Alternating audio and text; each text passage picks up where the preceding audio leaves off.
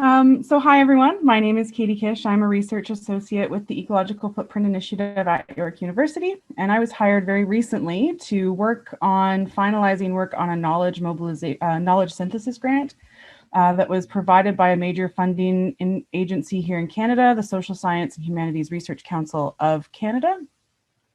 And the grant explores the supply and demand of knowledge related to the ecological footprint to look towards what we should do next. The project itself includes 3 separate domains of knowledge interrogation. The first is around a literature review to see how the ecological footprint has been used over time and understood by academics. The second is an overview of the demand for the ecological footprint among Canadian stakeholders. And then the last is a sensitivity analysis of the data itself. So I'm going to focus here on number 2, the overview of the demand, because this is the research that I've been doing over the last little bit. I have interviewed so far 18 key sustainability decision makers and stakeholders across Canada. The plan is to interview a few more and then run at least 1 focus group. So we'll have spoken to around 30 to 40 individuals providing knowledge, synthesis, and contributions to the development of a future research agenda on the ecological footprint. The participants are from all different levels of government, municipal, provincial, federal. They're leaders at major NGOs across Canada, think tanks, etc. And the idea was to pull out and prime folks to think about the kind of ways that they use data like the ecological footprint, or how they would, or what they need. So I'm going to look at 2 major themes that emerged from these interviews that chart out where ecological economics might want to center their attention for ecological footprint work. The biggest demand from stakeholders is for account of Canada's natural capital at the provincial level. So some groups argue that getting this empirical data regarding the stocks can actually help bolster Canada's identity as a country rich in natural spaces. The biggest argument that we hear sometimes in ecological economics about this is that this creates a sort of dualism between humans and nature by placing this anthropocentric valuation on nature's natural spaces rather than value in its own right. But the people in the interviews suggest that empirical numerical stocks of natural capital, if they're not monetarily driven, can help shift away from historical efforts to create an abstract wild by partially, anyway, providing a concrete understanding of Canada's natural spaces.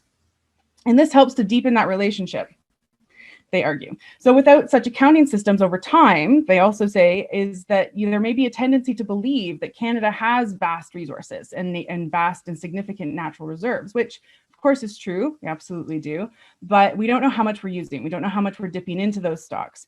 And humans tend to miscalculate and misunderstand numbers without these kinds of clear empirical interpretations. So the first one is for this biocapacity accounting at the provincial level. There was also definitely a call for the monetary valuation of nature and ecosystem services, particularly from municipality representatives in Ontario. They want to be able to put a price on a tree and so they can show the return on that investment. They want to equate their carbon budget with a financial budget. They want to know how much, they want to know more about ecosystem services and how their financial budget can benefit from them. So this is at tension with the view of some ecological economists who want to stay far away from the monetary valuation of nature because it enhances that dualism that I just mentioned.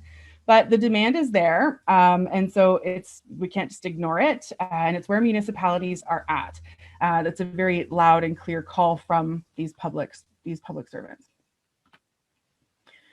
The second major piece of feedback is for the need to incorporate broadly culture, I'll say in broad terms. And that's not really possible. That's not what the footprint is for. It's not what it does.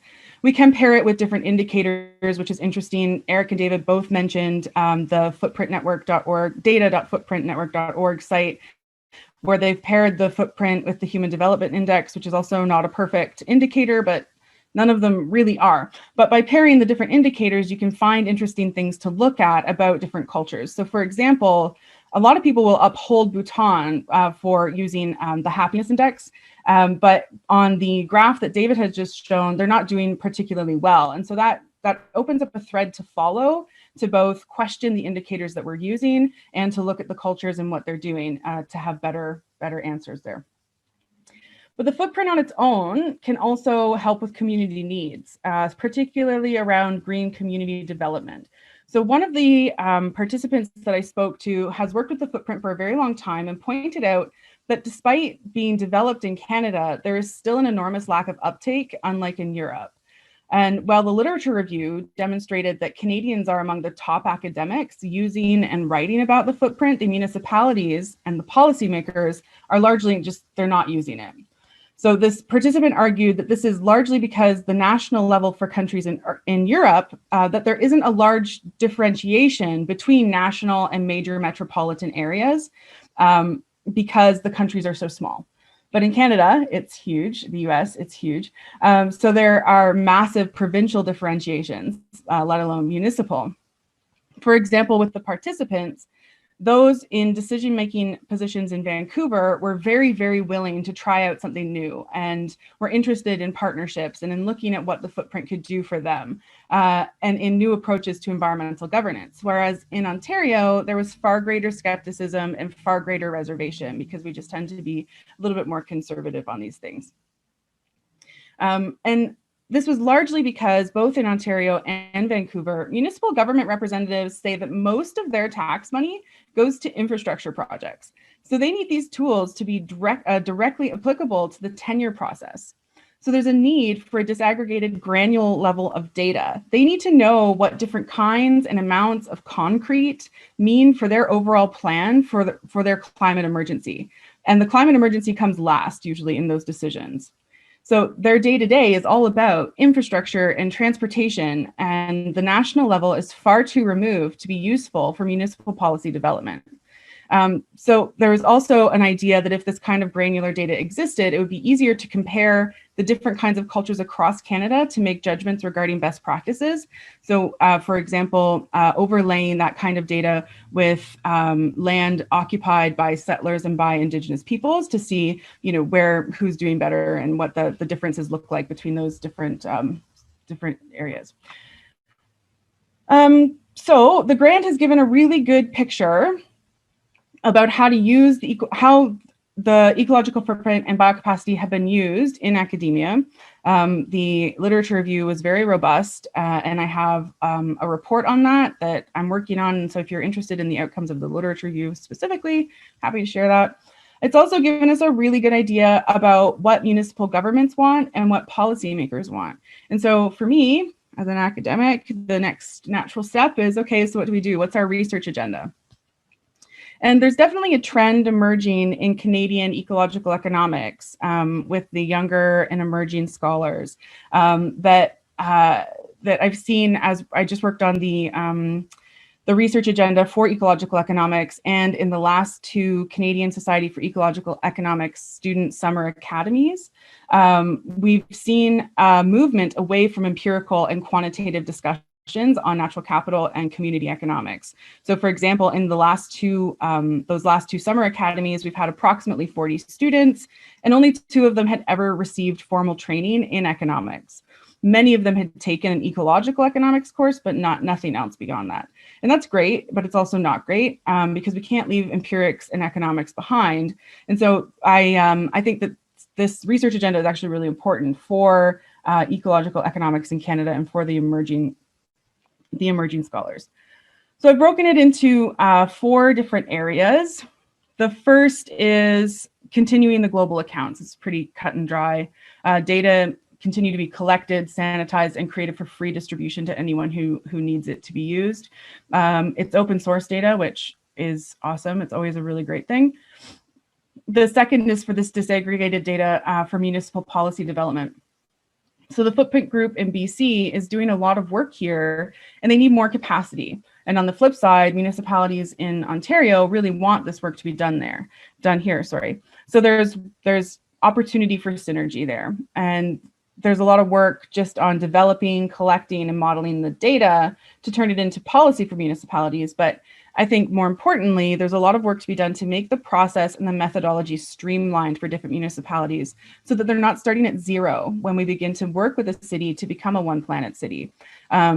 having done these interviews, talking to people, they don't know where to start. They find the idea interesting and they find the tool interesting, but they don't know what comes next. And so there needs to be something we can say, well, here's what comes next. And also, there was a lot of people in these interviews. They also talked a lot about production and consumption. It came up regularly among policymakers, particularly local production. And I will admit, maybe I'm a little biased on poking that out of people because it's my pet area. But there's this need to incorporate production of different products with environmental outcomes and with the footprint. And then to also connect that to changes in consumer behavior, given different production schemes. The third one here is on the developing the provincial biocapacity accounts, so that to understand regional natural capital and to do that accounting that I mentioned in the beginning, and to understand cross-scale dynamics between national, provincial, and then the municipal level when that exists. And then the last one is a question that I've been asking for the last 7 years, and that's how do we create cross-scale behavior change at the individual and household level, and scaling that up to schools and cities. How do we actually get people to live differently? And the Footprint Network has this Earth Overshoot Day campaign, which is, it gets a lot of traction and it's an interesting idea. It helps people visualize biocapacity very, very well. And you can also calculate your individual footprint. But I don't know that these actually lead to behavior change. And so we need to figure that part out. And if the answer is no, then we need to figure out what that answer is. How do we create that behavior change? We need some more ideas there. I just want to finish by saying that this was a really great project to hop onto as a reminder about the realities of research to action. And so I really do urge emerging ecological economists and those, you know, in our groups across Canada to take this seriously and think about what this research agenda could look like for us. Thank you.